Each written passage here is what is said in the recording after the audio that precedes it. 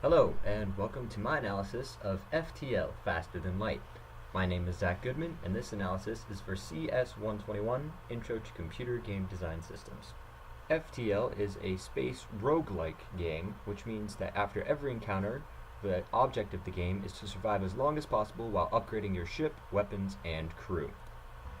For the first encounter of the game, I will be able to pause time and be able to analyze my opponent and which weapon systems I want to use in order to win with a better strategic analysis. However, the change I will make for the later sectors is that I will not be able to pause, and we'll see how that affects the challenges given to me by the game. Question 1. Is the game challenging enough? Yes, even though I am able to pause the game, as shown here on screen, the game is definitely challenging. But as mentioned earlier, I have time to stop, think, and strategize. Question number 2.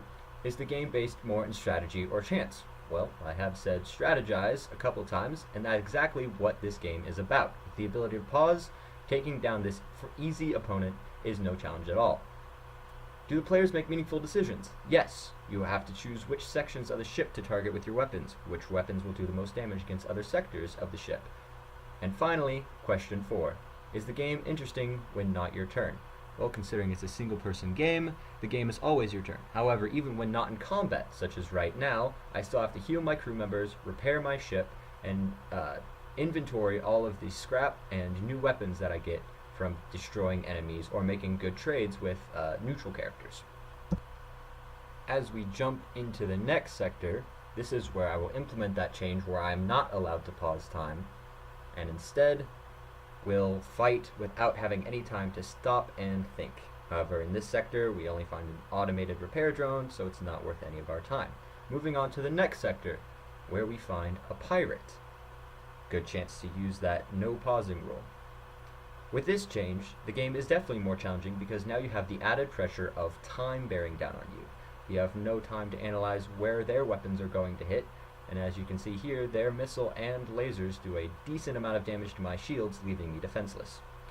The game is definitely based more in strategy. However, without being able to prepare and analyze where their weapons are, there is definitely more of a chance that I will get hurt more and that the random number generator will kick in.